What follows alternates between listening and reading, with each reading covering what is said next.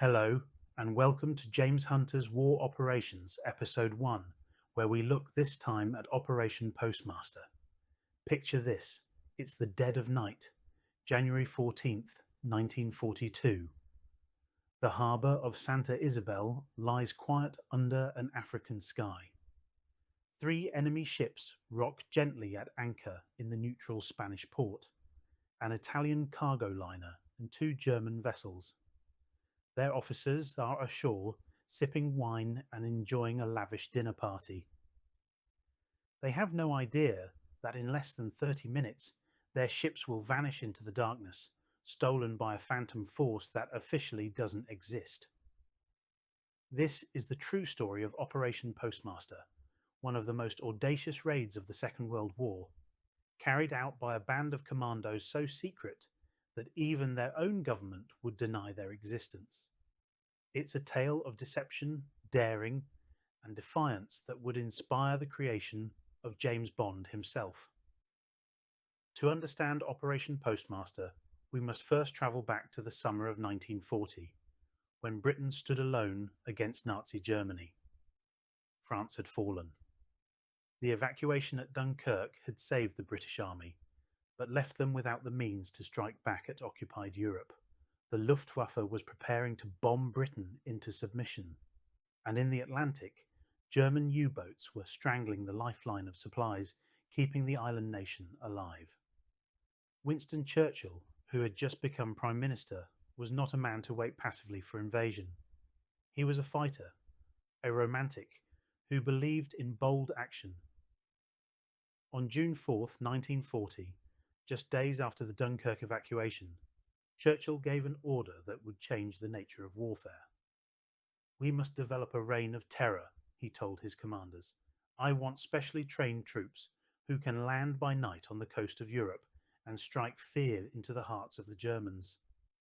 Thus were born the Commandos, elite units of volunteers trained in skills that regular soldiers never learned: silent killing, rock climbing, small boat handling, sabotage. These men would become the hunters, not the hunted. But Churchill wanted more. He needed an organization that could operate in the shadows, beyond the rules of conventional warfare, an organization that could lie, steal, sabotage, and assassinate, an organization that could, in Churchill's memorable phrase, set Europe ablaze. And so, in July 1940, the Special Operations Executive was created. The SOE. Its existence was one of Britain's most closely guarded secrets. Its headquarters were hidden in Baker Street in London. Yes, the same Baker Street made famous by Sherlock Holmes. Perhaps fitting, given that the SOE's business was deception and mystery. The SOE reported directly to the Minister of Economic Warfare, Hugh Dalton, who reported to Churchill himself. Their mandate was simple and terrifying: use any means necessary to disrupt the enemy, sabotage factories, arm resistance movements, spread propaganda, assassinate Nazi officials. The SOE was Britain's dagger in the dark, and its agents were, as one official put it, licensed to kill. Among the men drawn to this new organization was a 33-year-old officer named Gustavus Henry March-Phillipps. Friends called him Gus. He was not a typical military man.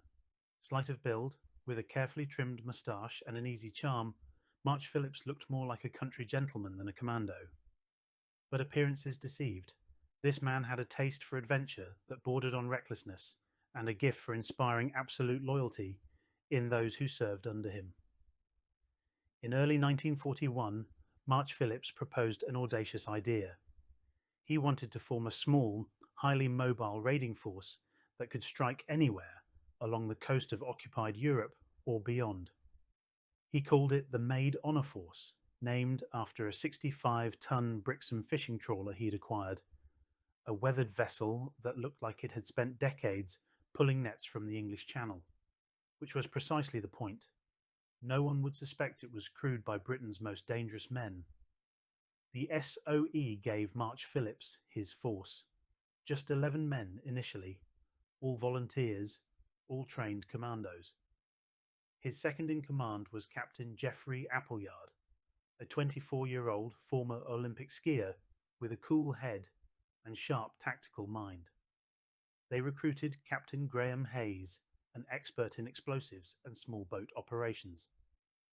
And they found a Danish adventurer named Anders Lassen, a man who seemed to feel no fear whatsoever and had a disturbing fondness for using a bow and arrow in combat. These men trained together through the spring of 1941, learning to work as a seamless unit. They practiced boarding techniques, silent killing, demolitions. They learned to sail the Maid Honor in all conditions, and they waited for their first mission. In August 1941, the crew of the Maid Honor received their orders.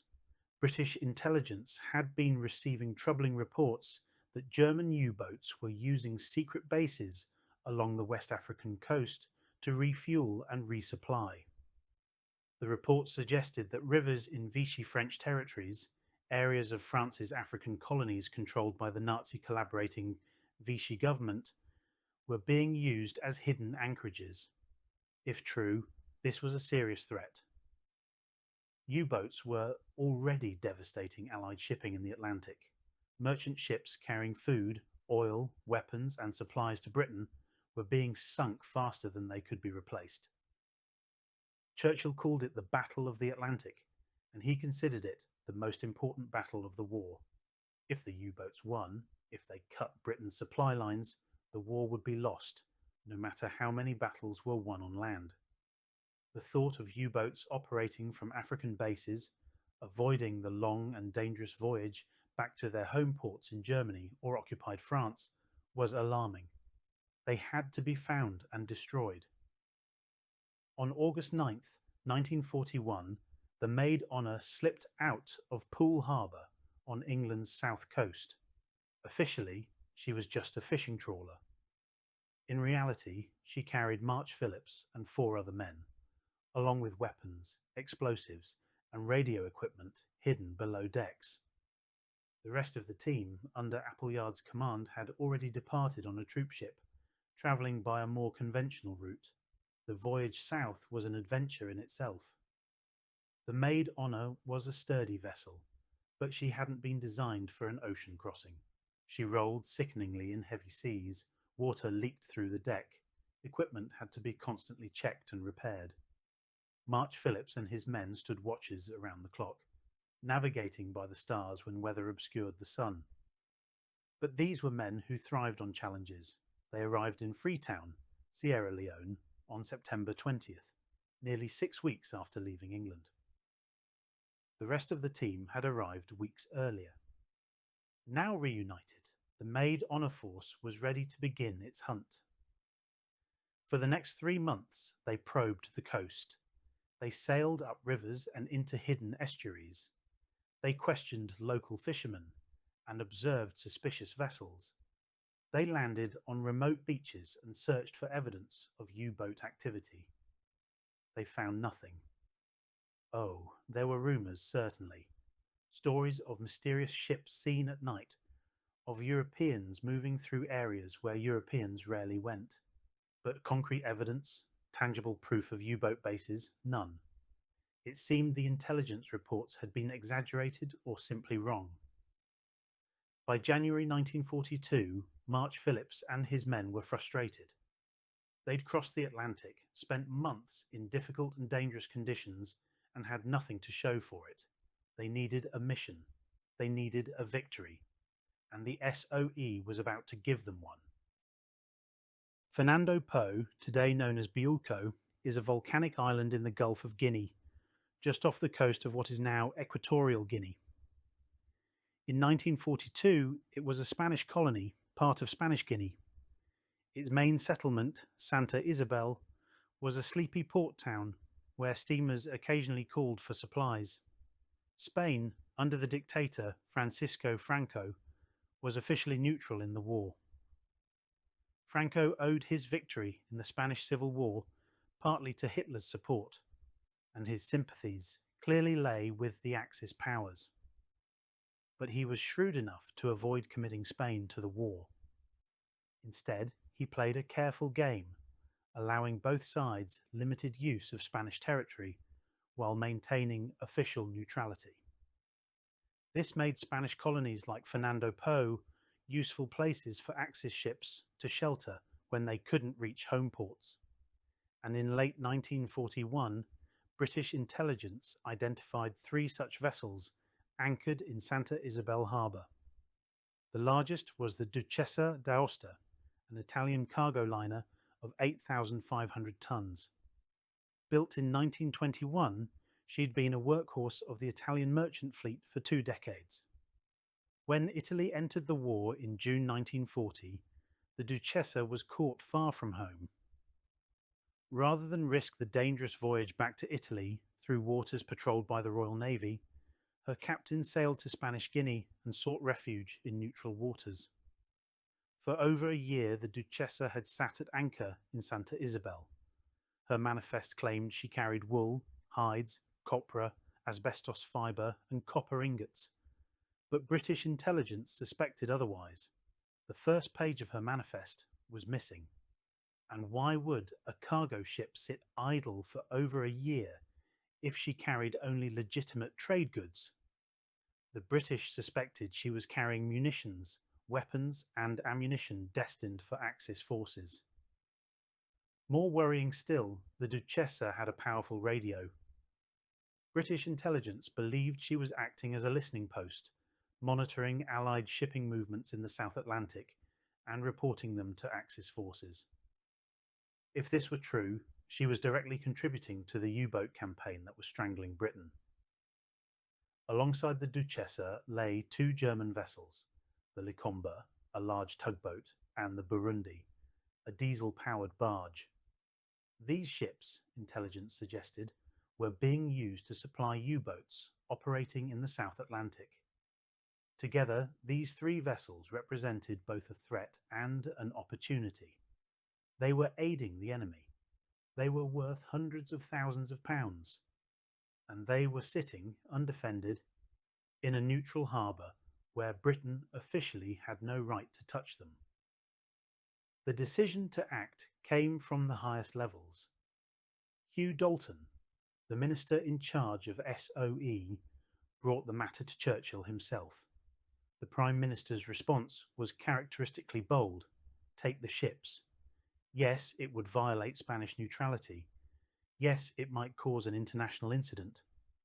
But the war came first, and these ships were aiding the enemy in one of the war's most critical battles. There was just one condition. Britain must have plausible deniability. The operation had to be carried out in such a way that while everyone might suspect British involvement, there could be no proof. No British flag could be flown. No British uniform could be worn. No witnesses could be left who could testify definitively that His Majesty's forces had carried out the raid.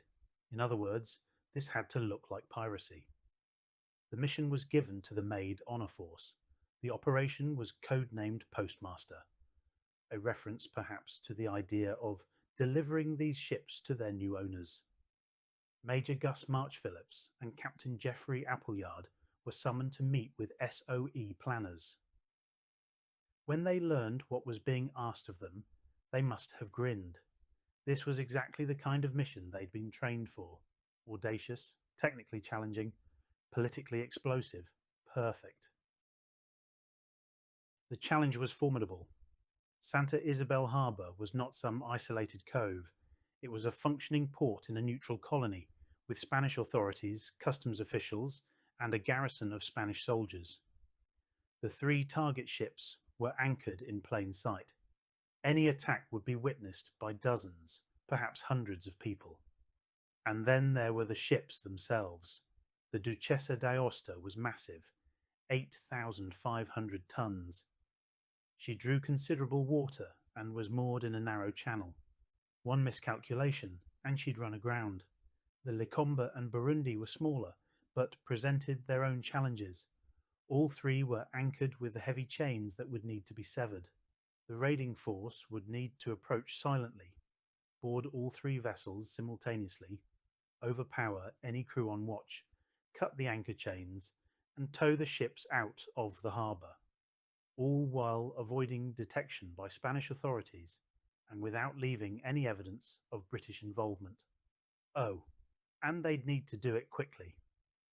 Once the alarm was raised, those 6-inch coastal defence guns overlooking the harbour could blow them out of the water. March-Phillipps and his team began planning in detail. They would need tugboats, vessels powerful enough to tow ships weighing thousands of tons. The governor of Nigeria agreed to provide 2 tugs, the Vulcan and the Nuneaton. These would be officially requisitioned by the SOE, giving the British government another layer of deniability. If anyone asked, the tugs had been stolen. They would need crews for these tugs, men who could handle the vessels, but who weren't obviously British military. Local recruits were hired, 17 men from the Nigerian coast who knew ships and the sea. They were told they'd be well paid for a dangerous job, but weren't given details of exactly what they'd be doing. The assault team would consist of 15 men, 4 SOE agents, and 11 commandos from the Maid honour force, including March-Phillipps, Appleyard, Hayes, and Lassen. These men trained intensively in Lagos, Nigeria, practicing their assault techniques. They worked with folebots, collapsible kayaks, learning to paddle silently to a target and board from the water. They practiced with the specialized explosives they'd use to blow the anchor chains, shaped charges that would cut through thick iron links with a single blast. But the most important element of the plan wouldn't involve soldiers at all. It would involve a party. Richard Lippett was an SOE agent, though you'd never guess it from looking at him. He appeared to be exactly what his cover story claimed, an employee of John Holt and Company, a Liverpool shipping firm with offices throughout West Africa. Lippett had taken a position with the company on Fernando Po months before Operation Postmaster was even conceived, establishing himself as a familiar and friendly presence in Santa Isabel. In late 1941, when the SOE decided to target the 3 ships in the harbour, Lippett's role became critical.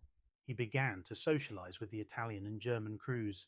He attended their gatherings, bought them drinks, learned their habits. What he discovered was crucial. The crews, particularly the Italians from the Duchessa d'Aosta, loved parties. They were bored, stuck on their ships month after month, with nothing to do and nowhere to go. Any invitation to a party ashore was eagerly accepted. On January 6th, 1942, they'd even held a party aboard the Duchessa, and Lippett had managed to get himself invited. Posing as a friendly merchant, he'd wandered the ship, chatting with officers, mentally noting the layout, counting crew members, observing the watch arrangements. Now, Lippett arranged the most important party Fernando Po had ever seen.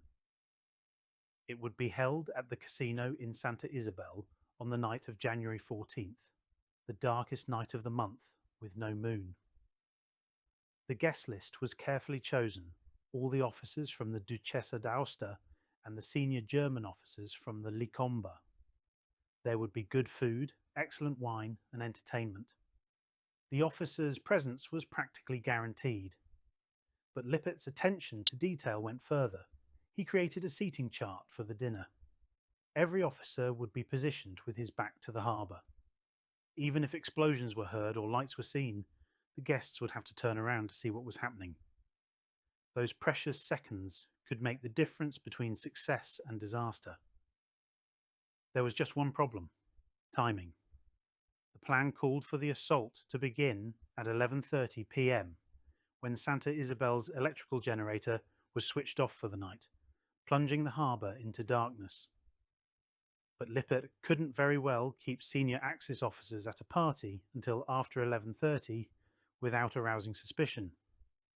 He'd have to time the dinner to start late, serve multiple courses, and hope the officers were enjoying themselves enough not to notice the time. Meanwhile, he arranged for a local contact to cut the power to the entire island right on schedule. The assault force would have the cover of darkness for their approach. Everything was set, Now they just needed approval to proceed.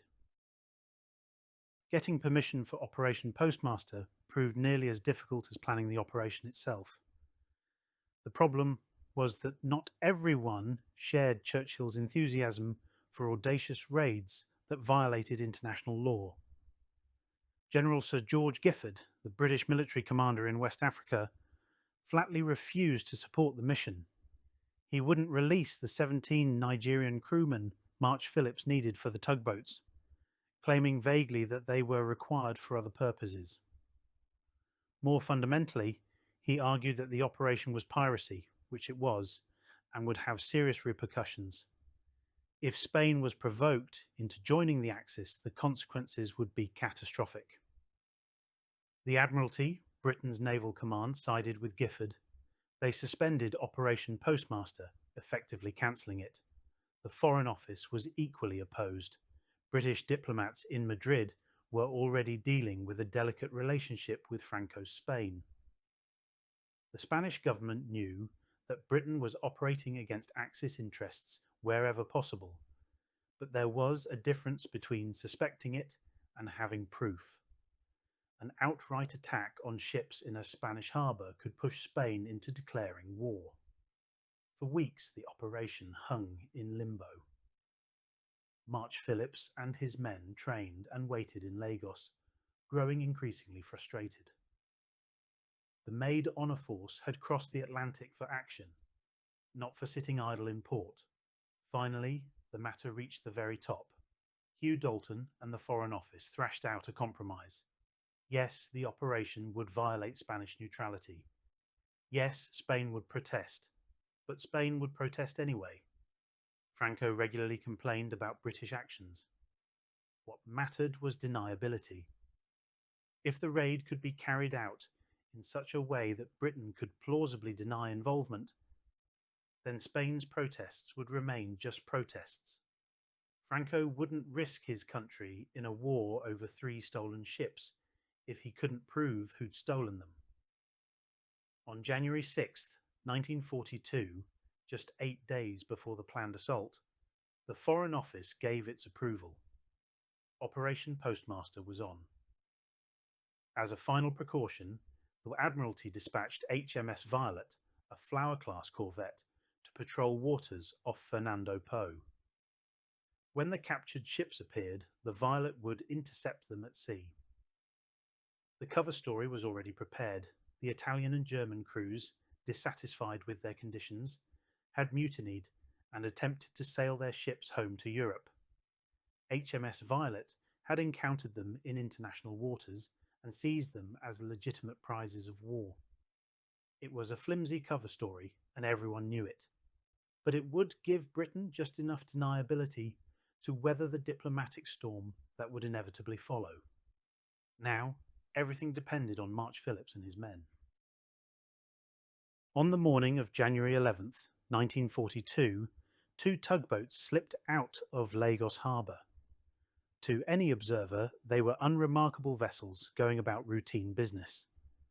The Vulcan and Nuneaton were sturdy, workmanlike tugs, typical of dozens operating along the West African coast. Hidden below decks was a different story. 32 men crammed into spaces meant for a fraction of that number. 4 were SOE agents, including Richard Lippett, who'd flown to Lagos from Fernando Po to join the raid. 11 were commandos from the small-scale raiding force. The Maid Honour Force had recently been renamed, reflecting its expansion into a broader Special Operations Unit. And 17 were the Nigerian crew members who would actually operate the tugs. March-Phillipps commanded from the Vulcan. Appleyard was his second in command. The Nuneaton was led by Captain Graham Hayes, the explosives expert. Among the raiders was Anders Lassen, the Danish commando who would be the first man to set foot on the Duchessa d'Aosta. The men were armed, but not in a way that regular soldiers would recognize. They carried revolvers and Thompson submachine guns, but these were last resorts. Their primary weapons were 12-inch steel bolts wrapped in rubber, improvised clubs that could knock a man unconscious without killing him. The mission required silence and speed, not gunfire that would alert the entire harbour. Each man also carried specialised equipment, charges for the anchor chains, rope, dark clothing that would blend with the night. They'd blacked their faces and hands. The voyage to Fernando Po took 3 days. During that time, the men practiced constantly. They lowered folebots from the moving tugs and practiced paddling to a target. They rehearsed boarding techniques, timing themselves again and again. Hayes and his demolitions team practiced placing charges, getting the timing down to a science. At night, March-Phillipps gathered the men and went over the plan one more time. Every man had to know not only his own role, but everyone else's as well. If something went wrong, and in an operation this complex something always went wrong, they'd need to adapt instantly. On the evening of January 14th, the 2 tugs approached Fernando Po. The island rose from the sea ahead of them, a dark mass against the night sky. They could see the lights of Santa Isabel twinkling in the darkness. March-Phillipps checked his watch, 11:15 p.m. Right on schedule. They had rehearsed this moment 100 times, but now it was real. In just 15 minutes, the lights of Santa Isabel would go out. When they did, the Vulcan and Nuneaton would enter the harbour, and Operation Postmaster would begin. At 11:30 p.m., something unexpected happened. The lights stayed on. March-Phillipps and Appleyard exchanged glances on the deck of the Vulcan. This wasn't in the plan. The generator was supposed to shut down at 11:30 every night. Lippett had confirmed this detail multiple times. The entire approach was predicated on the cover of darkness. But the lights of Santa Isabel continued to shine, illuminating the harbour and the ships anchored there. What March-Phillipps didn't know, what no one had thought to check, was that Fernando Po and Nigeria operated in different time zones. When it was 11:30 in Lagos, it was only 11 in Santa Isabel. The generator wouldn't shut down for another 30 minutes. The 2 tugs stopped, engines idling just out of sight of the harbour. The men waited, every nerve stretched taut. Half an hour, it felt like an eternity. At any moment, a patrol boat might spot them. A Spanish sentry might notice the dark shapes on the water. The entire operation could unravel before it began. Finally, at midnight by Fernando Po time, the lights went out. The generator shut down with a distant clatter, and darkness fell over Santa Isabel like a blanket. Now, March-Phillipps ordered quietly. The Vulcan and Nuneaton surged forward, engines throttling up. They entered the harbour at precisely 11:45 p.m, 15 minutes behind schedule, but still cloaked in darkness. Inside the town's casino, Richard Lippett was watching the clock himself. The dinner had gone perfectly. The 12 Italian officers from the Duchessa d'Aosta were there, along with 2 senior German officers from the Licomba. They'd eaten well, drunk better, and were now enjoying the entertainment. None of them had any reason to glance toward the harbour. The seating arrangement ensured they all faced inward, toward the stage. Lippett had done his job brilliantly. Now it was up to March-Phillipps and his commandos. On the water, the 2 tugs separated. The Vulcan headed for the largest target, the Duchessa d'Aosta. From the Nuneaton, folebots were being launched. Captain Graham Hayes and several commandos paddled silently toward the Licomba and Burundi, which were moored together. Aboard the Vulcan, March-Phillipps could see the dark bulk of the Duchessa looming ahead. A few men were visible on her deck, the skeleton crew left aboard, while the officers enjoyed themselves ashore. They'd noticed the approaching tug, and one of them shone a torch in its direction. March-Phillipps held his breath. Would they raise the alarm? But the watchman seemed unconcerned. Tugs moved in and out of the harbour regularly. He called out something in Italian, probably asking what they wanted, but made no move to sound an alarm. The Vulcan drew alongside the starboard side of the Duchessa. The moment they touched, March-Phillipps leaped aboard, followed immediately by Anders Lassen. The rest of the boarding party swarmed up behind them. The Italian watchman barely had time to react.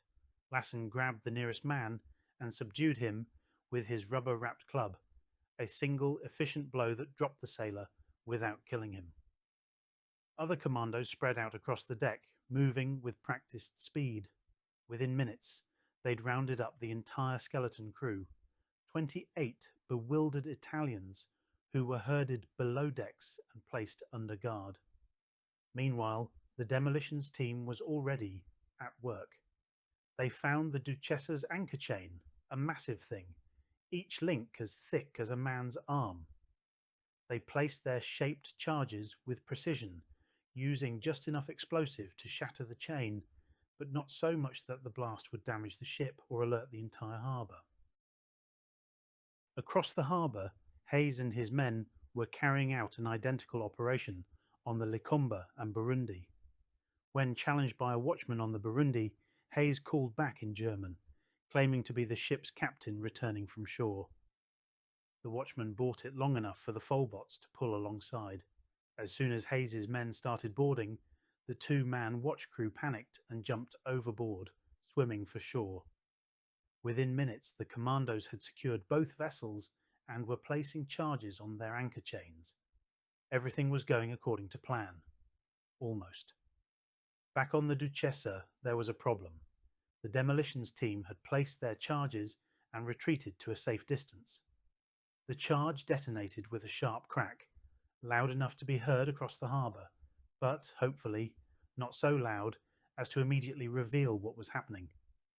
But the anchor chain held. The explosive had damaged it, but not severed it completely. Geoffrey Appleyard swore under his breath. This was exactly the sort of thing that could doom the entire operation. Without missing a beat, he grabbed more explosives and ran forward. As his teammates watched in horror, Appleyard placed a fresh charge directly on the anchor chain, lit a short fuse, and sprinted back to cover. The second explosion did the job. The massive chain parted with a shriek of tortured metal. The Duchessa d'Aosta was free. Around the harbour, all hell was breaking loose, but not in the way March-Phillipps had feared. The Spanish garrison had heard the explosions, but in the darkness, they had no idea what was happening. Anti-aircraft guns opened fire, sweeping the sky with tracer fire. Spanish soldiers ran through the streets, shouting and pointing upward. Everyone assumed this was an air raid. No one was looking at the harbour. No one saw the dark shapes of the three ships beginning to move, slowly at first, then faster as the Vulcan and Nuneaton took up the strain on their tow lines. March-Phillipps stood on the bridge of the Duchessa, taking command of her navigation. The channel out of the harbour was narrow. One miscalculation, and the massive liner would run aground. But March-Phillipps was an expert seaman. He'd spent months sailing the treacherous waters of West Africa in the Maid honour. He guided the captured vessel through the channel by feel and instinct, the Vulcan straining at the tow line ahead. Behind him, the Nuneaton was towing the Likomba, which was in turn towing the Burundi. It was an ungainly procession, but it was working. They passed the harbour mouth. Open water lay ahead. Spanish soldiers were still firing into the sky, and townspeople were gathering on the shore, but no one had yet realised what had happened. At 12:15 a.m., exactly 30 minutes after entering the harbour, the last of the captured vessels cleared the headland. They were away. Operation Postmaster had succeeded. Dawn found the little fleet making slow progress through the Atlantic swells. The Vulcan strained under the weight of the Duchessa d'Aosta. The Nuneaton, towing two vessels, was having an even harder time. Both tugs were pushing their engines to the limit.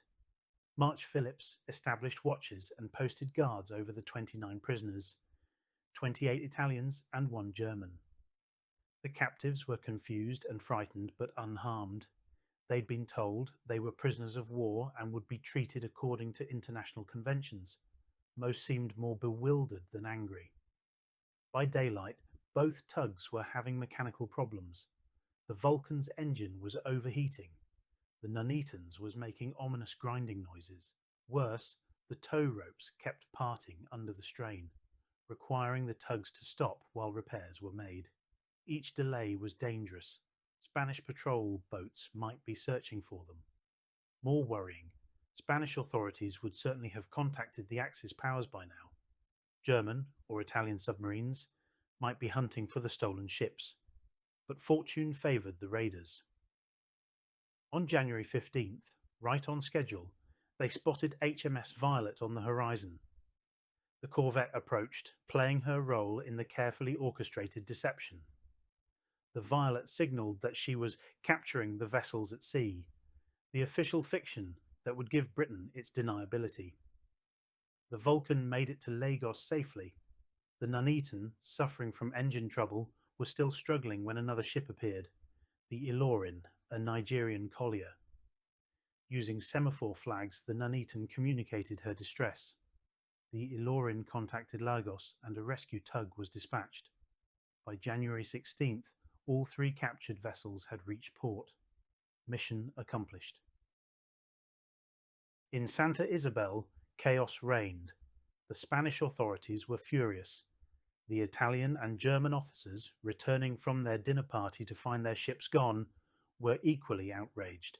How had three vessels simply vanished from a protected harbour? Where were they? Who had taken them? Richard Lippett, who'd remained on Fernando Po, was immediately suspected. On January 17th, Spanish police arrested him for questioning. But Lippett was a professional.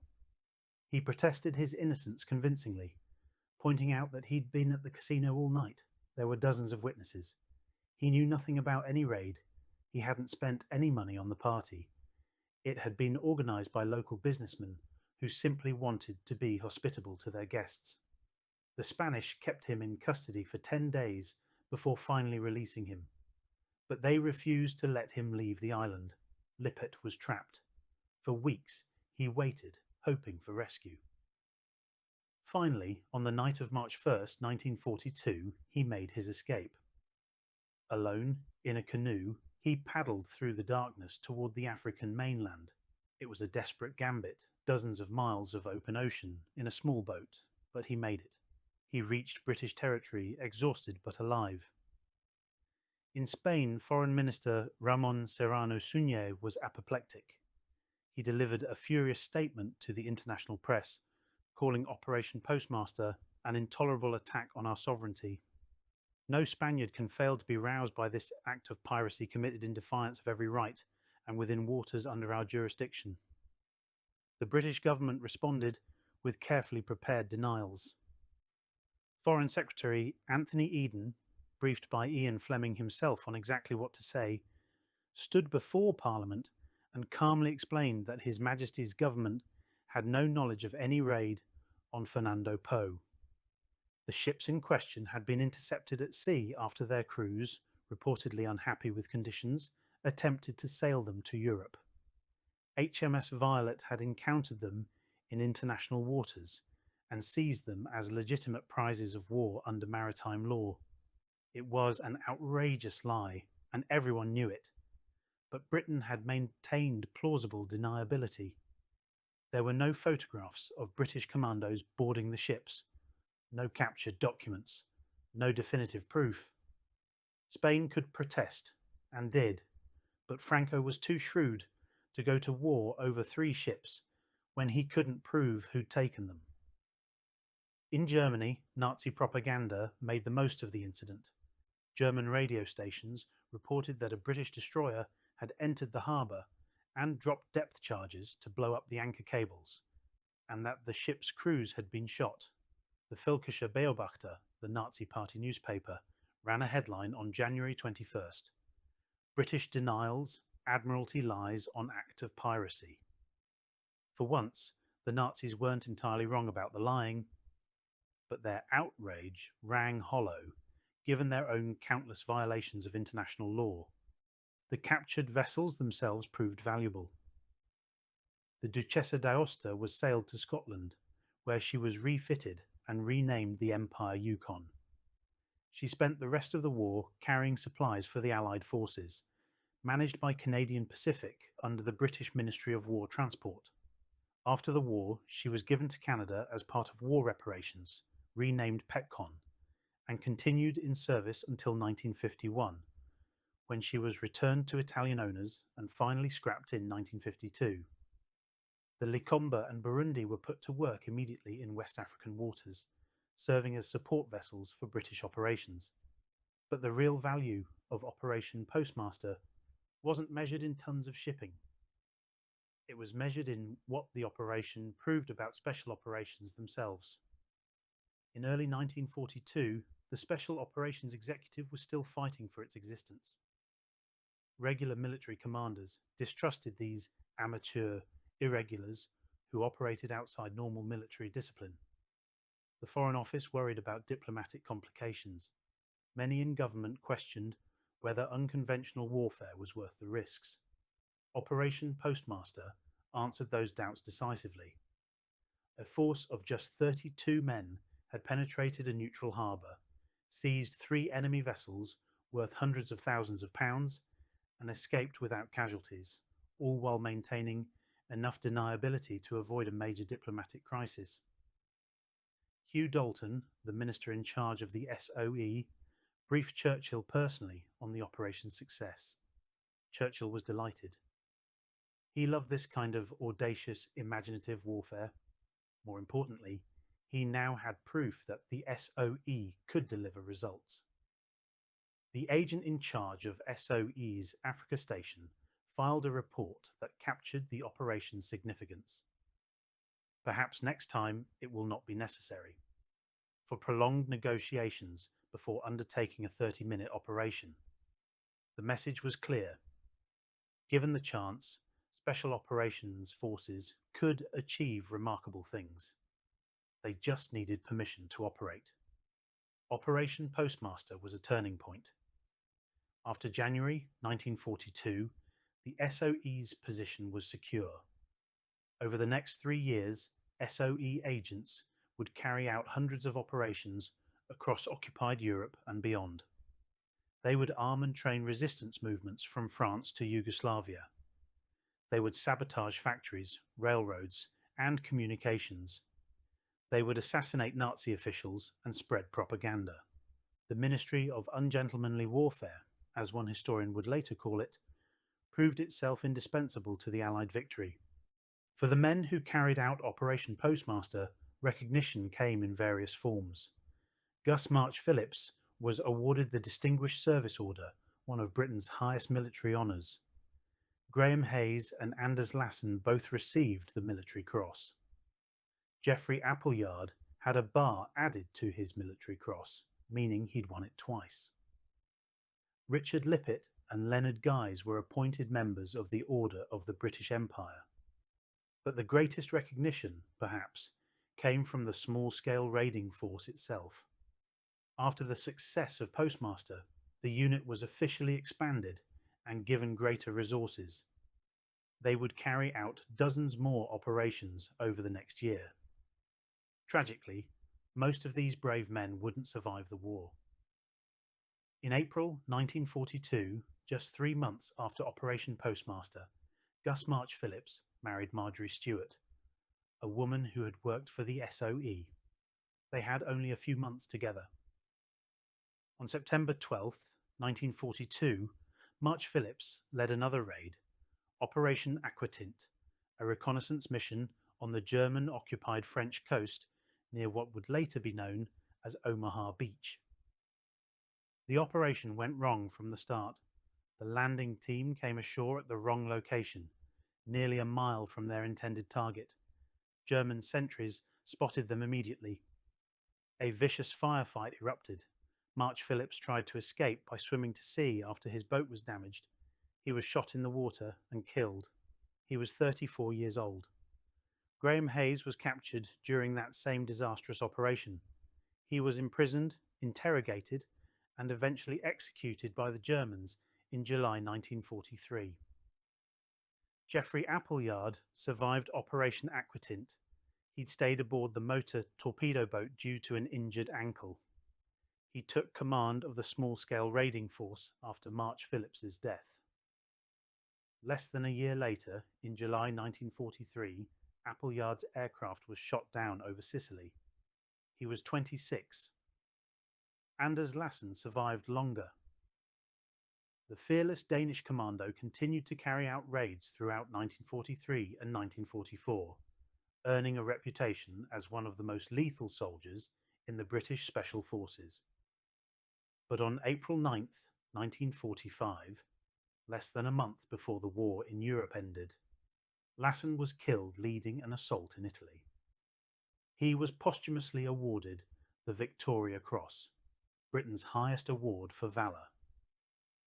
Of the principal leaders of Operation Postmaster, only Richard Lippett survived the war. In the decades after World War II, Operation Postmaster remained classified. The men who carried it out couldn't tell their stories. Their families often didn't know what they'd done. The operations files were sealed in British archives. But one man knew the story intimately: Ian Fleming. Fleming was a naval intelligence officer during the war, working closely with the SOE. He was involved in Operation Postmaster, helping to craft the cover story that the British government used to maintain deniability. He knew Gus March-Phillipps and Geoffrey Appleyard personally. He knew about their training, their methods, their daring missions. After the war, Fleming became a journalist and then a novelist. In 1952, he published Casino Royale, the first novel featuring Commander James Bond, Agent 007 of the British Secret Service. Bond was a character licensed to kill, a phrase that echoed the license to kill status that March-Phillipps and Appleyard had held as SOE agents. Bond's missions involved infiltration, deception, and daring raids. He operated in the shadows, sometimes violating international law for the greater good.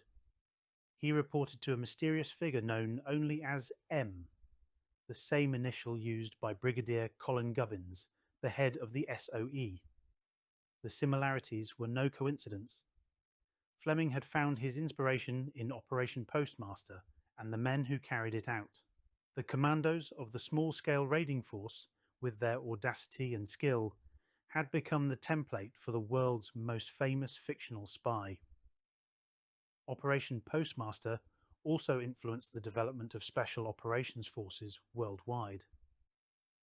The techniques pioneered by March-Phillipps and his men, small unit tactics, maritime infiltration, explosive demolitions, plausible deniability, became standard practice for special forces units that followed. The British Special Air Service, formed in 1941, was officially connected to the small-scale raiding force in 1943, when the SSRF was renamed and absorbed into the expanding SAS. The techniques and traditions of the SSRF lived on in the SAS, which remains one of the world's premier special operations units. The American Office of Strategic Services, the forerunner of the CIA, studied SOE operations closely. After the war, when the United States formed its own special operations forces, they drew heavily on lessons learned from units like the small-scale raiding force. Today, special operations forces around the world owe a debt to those 32 men who entered Santa Isabel Harbor on that dark January night in 1942. Operation Postmaster lasted just 30 minutes from the moment the Commandos entered the harbor until they escaped with their prizes, but its impact lasted far longer. It proved that small, highly trained units could achieve objectives that conventional forces couldn't. It showed that audacity, careful planning, and skillful execution could overcome seemingly impossible odds. It demonstrated that sometimes the most effective weapon isn't a battleship or a bomber, but a handful of determined men operating in the shadows. The men who carried out Operation Postmaster were not superhuman. They were soldiers who trained hard, planned meticulously, and had the courage to act when the moment came. Most of them didn't survive the war. They never got to see how their actions would be remembered, how their methods would influence generations of special operations forces to come. But on that night in January 1942, they achieved something remarkable. They stole 3 ships from under the noses of the enemy in a neutral harbour without firing a shot and escaped into the darkness. They proved that Churchill's reign of terror against the Axis was more than just rhetoric. It was a promise kept by men willing to operate outside the rules to defend their country. The story of Operation Postmaster reminds us that victory in war isn't always about the largest army or the most powerful weapons. Sometimes it's about the audacity to attempt the impossible and the skill to make it succeed. As we remember those men, March-Phillipps, Appleyard, Hayes, Lassen, and all the others, we might reflect on the words that Major March-Phillipps reportedly used when describing his philosophy of special operations. When in doubt, be audacious. It was a principle he lived by, and on one dark night in West Africa, it changed the course of the war. Thanks so much for tuning in to this episode. This is a new project I'm working on, so if you liked what I did, please leave a comment saying what I could do better or what you liked, and I'll make sure to try and include that in the future. And yeah, please subscribe if you liked it, and maybe I'll see you in the next one. Thank you very much. Please subscribe if you want to hear more stories. Perhaps you listen to this in the car or maybe going to bed and you found my voice a little bit